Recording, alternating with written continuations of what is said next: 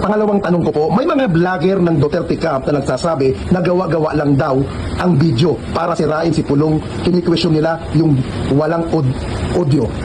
Paano nila masabi lang gawa-gawa na hindi man natin yung bar, then sabay kami that time pumasok ng bar, galing sa bahay galing sa Woodbridge to bar, then yun, sabay kami that up to nalasing siya, then binugbog niya ako sa baba. Almost 2 hours na ako binugbog doon. Buti na lang may CCTV din yun. Pero nakita niya yung CCTV kaya medyo naputol yung CCTV. Opo. Nung time na binugbog po kayo na sinasabi nyo, pinatanggal niya ba yung CCTV?